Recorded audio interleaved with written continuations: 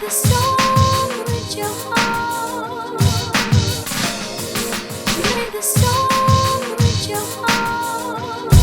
Last topic on the day. We're another new segment that we're gonna do real quick, and it's pretty much it's pretty much ties into our QB tier list, right? And it's called the QB stock rise or fall. And what we're going to do is pretty much we're going to look at certain QBs and we're going to say, hey, after their performance in week 9, did their stock rise or did they fall? And I have a list of QBs that I have selected that I feel like had great performances and that deserved their stock to be, up. And then there's other QBs that had bad performances, and I say, yeah, they declined for sure. So without further ado, also by the way, just because their stock has climbed up does not mean that they're all of a sudden going to go from like he alright to he's a dude. It just means that they're on their way. They're moving on up. They're climbing the ladder little by little to eventually being a part of that group. But without further ado, here is just the names that I have. So, number 1 on the list, stock that has risen. Aaron Rodgers. Aaron Rodgers last week, I got to say, I was impressed against the Houston Texans. 3 touchdown passes, 0 interceptions, had an amazing, well, I wouldn't say amazing, but Devontae Adams, he had a touchdown pass, and then he also had a touchdown pass to Garrett Wilson. He was very efficient that game. He took care of the football. That is the Aaron Rodgers that we know and we were used to. And he showed itself against the Houston Texans that were, they were dealing with injuries, but at the end of the day, a win is a win. And he played well. So his stock has risen. Number 2 on the list, I mentioned him before on my top 5 QB performances, but I've been very critical about this man, mainly because he's on my fantasy team. Patrick Mahomes, his stock is on the climb up because the past 2 weeks he has been nothing but tremendous. Getting DeAndre Hopkins has changed life for this Kansas City offense. And my God, Patrick Mahomes, he's finally back. He's finally back to looking like the best QB in the NFL. And boy, oh boy, it feels good.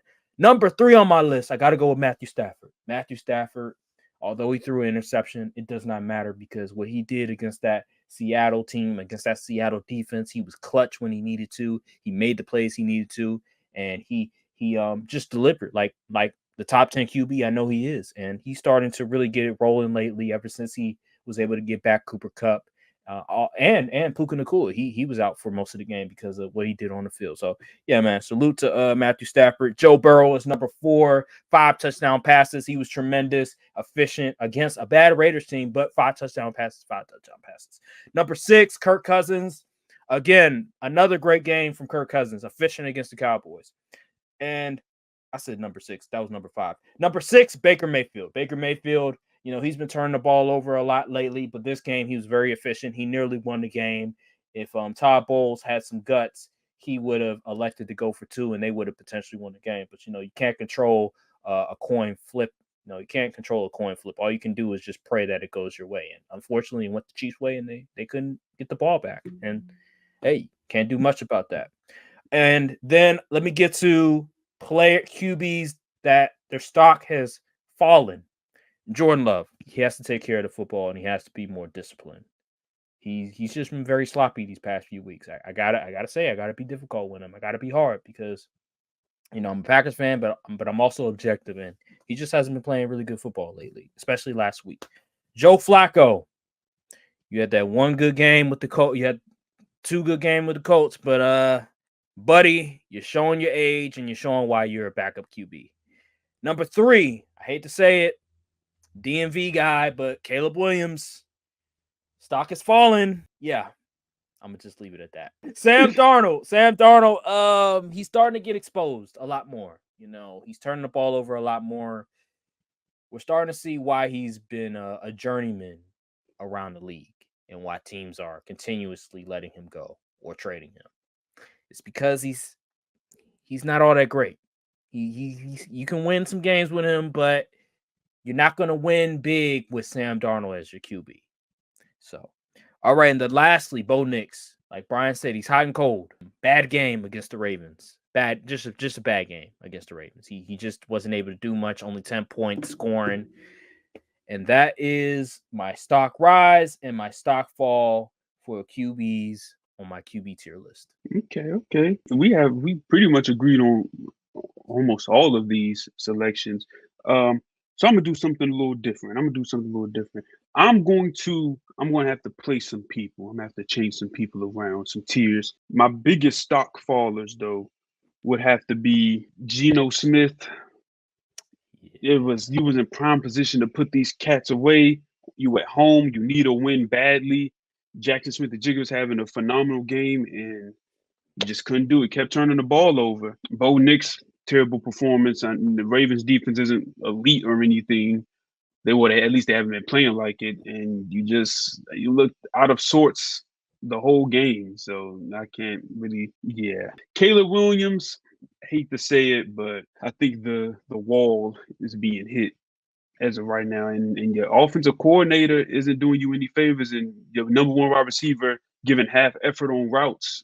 And it's just a bad situation, man. Everyone thought this Bears offense was going to be one of the top in the league, and Shane Waldron said, "Ha, watch this." Jordan Love, man, oh man, this kind of hurt. Everyone was putting him in top 10 talks after the season he had last year, and now he's closer to 15 than 10 at this point. And it's this sad state of affairs. Let's see, any other stock droppers? Oh yeah, Joe Flacco.